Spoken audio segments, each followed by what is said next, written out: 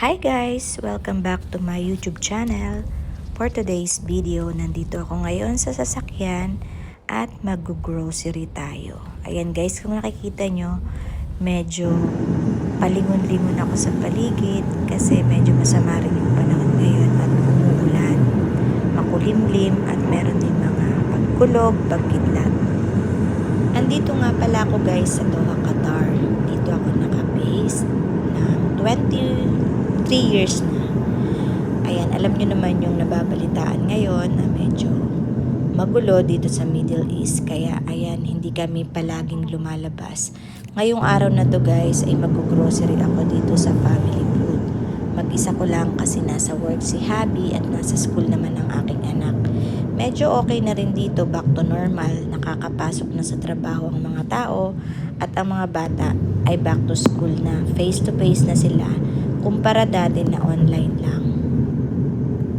Meron pa rin namang mga tension dito at hindi kami natatakot kasi alam namin na ang Qatar ay napaka-safe at ang gobyerno dito ay napakaganda. Ayan, shoutout din pala sa aking mga kamag-anak, mga kaibigan dyan sa Pilipinas at kahit sa mga nasa ibang bansa na nag-aalala po sa amin dito sa Doha, Qatar. Huwag po kayong mag-alala kasi okay naman kami dito at pray lang talaga ang pinaka-the best na sandata nating lahat. Ayan, bago ako pumunta sa grocery guys, dadaan muna ako dito sa isang tindahan ng mga product for hair. Ayan, dito yan sa Al Nazi at bumili ako ng oxidizing. Ayan po, bali paglabas lang nitong pinto, nasa tapat na ako mismo ng family food. Ito po yung pinaka-supermarket dito sa may Al Nasr. Dito rin ako madalas nag-grocery kasi medyo mura ang mga paninda dito at yung mga gulay nila, fresh na fresh talaga at dito rin ako nakakahanap ng mga Filipino product. At madalas din silang mag-sale dito, kaya dito ko talaga pinipiling mag-grocery. At dahil nga maaga pa dito guys at dahil umuulan din, bago ako mag-grocery, hindi pa ako nakakapagkape kaya naisipan ko munang dumaan dito sa Dunkin Donut. At bago ako pumunta ng Dunkin Donut, iwan ko muna ito sa customer service para hindi naman mabigat ang aking dala-dala. Ayan, labas po muna tayo at punta tayo sa Dunkin Donut. Katabi lang naman ito ng family food.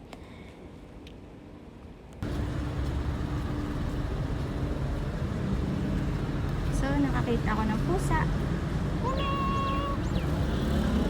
Kamusta ikaw, Mimi? Ay, gutom ka na. Mamaya, bibigyan kita. So, bili muna ako ng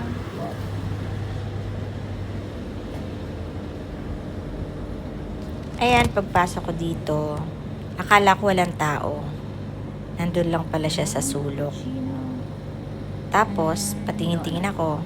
Ibang-iba talaga ang Pinoy, no? Kapag Pinoy ang bantay. Alam mo yung mararamdaman mo talaga na welcome ka. Dito, parang wala lang.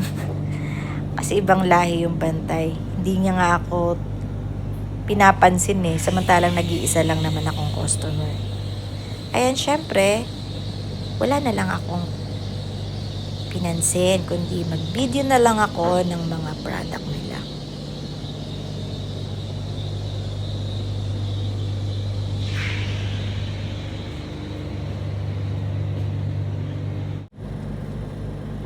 Ayan, habang nagbibideo ako dyan, hinihintay ko lang talaga na lumapit siya sa akin para tanungin ako kung anong order ko o kung ano bang ginagawa ko dyan, ba? Diba? Siyempre, obvious naman na o-order ako. At dahil hindi nga masyadong maganda ang mood siguro ni Kuya, kaya dumiretso na lang talaga ako dito sa loob ng family food para mag-grocery na. Pero nakabili nga pala ako ng kape guys. Siyempre, pinansin naman niya ako nung tinawag ko siya. Eto, pumipili ako ng malalaking carrots kasi may napanood talaga ako sa mga vlog, lalo na yung kay Alex, yung ginagawa niyang carrot salad. Parang sarap-sarap tingnan. And mamaya pag uwi ko sa bahay, itatry ko din at ipapakita ko rin sa inyo guys kung masarap nga ba talaga o charot-charot lang yung mga vlog na ganon. Pinili ko tong malalaki para madali lang siyang balatan at hiwa-hiwain. Ayan. mamaya ko na ipapatimbang yung aking mga gulay. At bumili rin pala ako ng bell pepper. Plano ko rin tong gawing salad or parang papakin lang. Kasi dapat healthy-healthyhan tayo. Ayan, isa lang kasi hindi naman ako masyadong kumakain ng bell pepper. And then lemon. Dahil balak ko rin magluto ng beef steak Tagalog. Ayan, di ba ang sarap? Yung siguro yung gagawin kong lunch namin mamaya. Beef steak Tagalog. Ayan, konti lang yung binili kong lemon. Siguro mga 4-5. Ayan, para hindi rin masyadong madami at hindi rin mabulok. Ayan, ang gagawin ko, pili-pili muna ng mga gulay at dito naman tayo sa kamatis. Dito guys, tinitingnan ko yung mga presyo kung nagtaas ba dahil nga sa meron ditong tension, 'di ba, sa Middle East, may gera. So tinitingnan ko yung mga product kung nagtaas ba sila ng presyo. At napansin ko din naman talaga na medyo tumaas ang presyo ng mga bilihin ngayon. Hindi lang dyan sa Pilipinas, kundi pati na rin po dito sa Middle East. Ayan, kung napapansin nyo, ang kinukuha kong mga kamatis guys, yung green at matigas. Kasi hindi ko naman agad yan maluluto pagdating sa bahay. Tumatagal pa yan ng mga 1 linggo or ilang araw para pag naitago ko, kung mahihinog man siya, medyo matigas pa din. Kaya yun ang aking mga style. At may nakita nga akong kakaiba, akala ko duhat. Nung tiningnan ko yung nakalagay sa signage, kamatis din pala ito. Kakaiba, diba? Ang ganda ng kulay. And I think, local cherry potato, cherry tomato. And then, ayan nga, may mga nakikita akong kakaibang mga pagkain. Dito parang gabi or eto, ganun din, parang yung mga tangkay ng gabi. Kahit taga-probinsya ako, alam nyo ba guys, na hindi pa ako nakakatikim ng tangkay ng gabi, yung pinakatalbos. Karamihan sa mga gulay dito guys, nanggagaling ito sa India. At dahil alam niyo naman ng Qatar, medyo napakayaman talagang bansa, kaya nakakapag-produce na rin sila ng mga local product na mga gulay. Ayan, bibili rin pala ako ng mani para kutkutin ko mamaya pagdating sa bahay. And then may mga napili na ako, pupunta na naman ako sa fish section. Iniikot-ikot ko muna, baka may makalimutan ako. At nakita ko nga guys itong okra. Ayan, ang mahal ng kilo, pero dahil maganda to sa katawan, bibili tayo. Naaalala ko nung mga bago pa lang ako dito sa Qatar at bumibili ako ng okra. Pagdating ko sa bahay guys, halos hindi ko nakakain yung mga okra na binili ko. Kasi dati pinipili ko yung malalaking okra. Kasi akala ko mas okay siya. Yun pala, meron palang technique ang okra na pwedeng kainin. Ayan guys, tuturuan ko kayo. Kapag pipili kayo ng okra, pindutin nyo yung pinakadulo. Kapag nababali siya at malutong, ibig sabihin katulad niyan, pwede siyang kainin. Pag nilaga mo siya, hindi siya matigas. Pero ayun, ayan, matanda na yon kaya hindi ko na kunuha. Eto, pwede siya. So, diba, ganun lang ang matinik na technique sa pagkain ng okra at sa pagbibili ng okra para hindi masayang. Ayan, konti lang naman yung bibilihin ko kasi ako lang naman talaga ang kumakain ng gulay sa bahay. Bala ko lang siyang steam at isawsaw sa suka. Ayan na may toyo. At after nito guys, ipapatimbang ko na siya. Ayun nga, sad to say, nakita ko medyo tumaas din talaga yung mga presyo ng bilihin dito sa Qatar.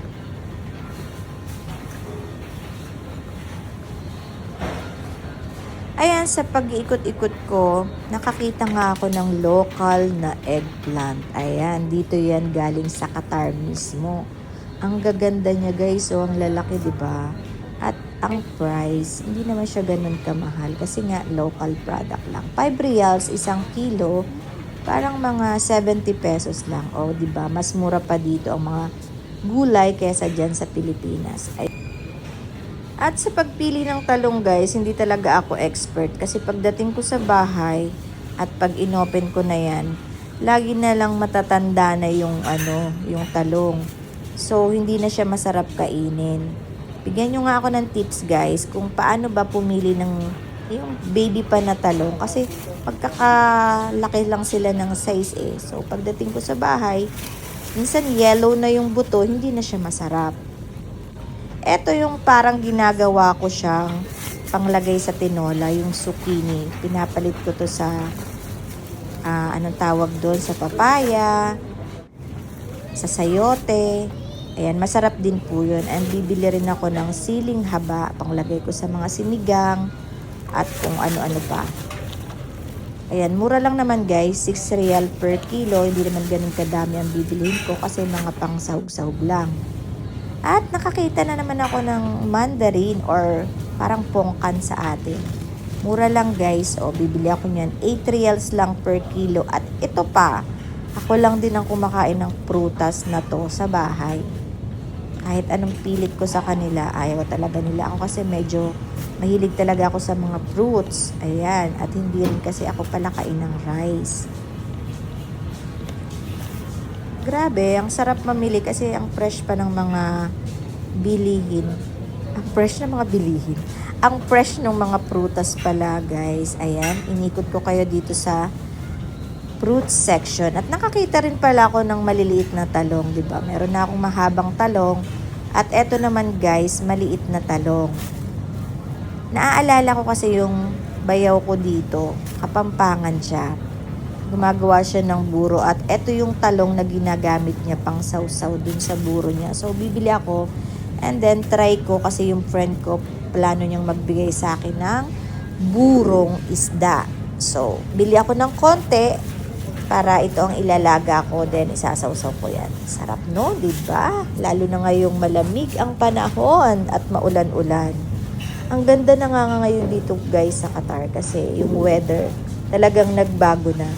Dapat summer na ngayon at nung mga nakaraang taon kapag ganitong buwan, kapag ganitong mga tapos na yung winter.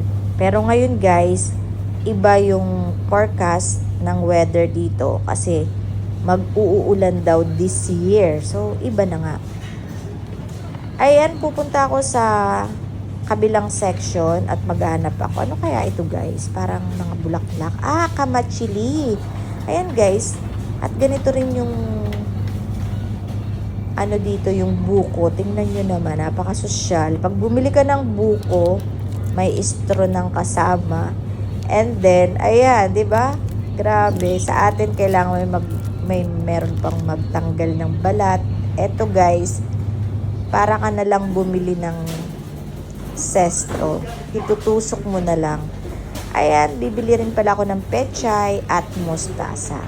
Dati hindi ko alam kung anong pagkakaiba nilang dalawa kasi kala ko pareho lang. Nakakita rin ako ng payong guys. Actually, plan ko talagang bumili kasi 9 reals lang at umuulan nga dito. Pero naisip ko, baka naman 2 beses lang umulan so masasayang. Kaya, wag na lang kaya. Ibinalik ko.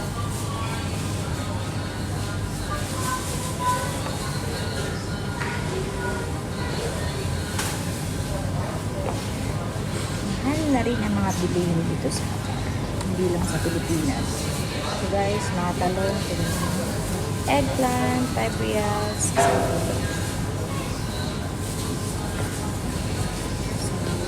Dito tayo sa mga chicken and beef. Dito naman tayo sa mga fruits. Mahal din yung mga mangga nila. Ayan, 47. Ito, may tignan na yung reals. Mango yun. Guys, matamis to. Masarap siyang pang lahat. Masarap, matamis. Parang manggang kalabo pero maliliit. Bili ako niyan. Ayan o. Ayan guys, nakapag-grocery na ako. Pauwi na ako. Makulinding pa rin ang langit. So, ayan yung nabili ko sa likod. At pauwi na ako. Taxi lang to. Ayan po, nandito na ako sa bahay at kausap ko na ang aking nanay. Araw-araw hindi ko nakakalimutang tawagan ng aking nanay para kamustahin kasi meron din kasi siyang sakit at masaya siya pag nakikita niya ako. Ayan, habang inaayos ko yung mga pinamili ko, gusto rin niya kasi nakikita niya ako palagi. Kahit lang sa video call. Minsan, sinasayawan ko na lang yung nanay ko para maging masaya siya. At kahit naka-oxygen, medyo may rin kasi yung nanay ko. Maloko din yan. Lagi niya rin akong pinapatawa. kapag kausap ko siya. Ayan, 'di ba? Kaya guys, ayan, mahalin natin ang ating mga magulang habang nandiyan pa sila sa atin. Iparamdam natin yung love. Ayan, yung nanay ko na yun. Mahal na mahal ko po. Ayan, may kinikwento kasi siya dyan sa akin na sabi niya sa akin gusto daw niyang uminom ng soft drinks. Hindi kasi siya pwede ng malalamig. Sabi niya pwede naman daw wag na lang malamig yung iinumin niyang soft drinks. So pagbibigyan natin siya guys, papabilihin ko yung ate ko ng Royal, yun ang request niya. At yung pasas. Pero hindi naman pagsasabayin kasi baka magrambulan sa tiyan niya. Basta yun lang ang gusto niya. So, papabili ako sa ate ko ng Royal at pasas. O, diba? Ang gandang kombinasyon. I love you, Nanay. Thank you for watching. Sana nag-enjoy kayo sa aking video. Ingat po ang lahat.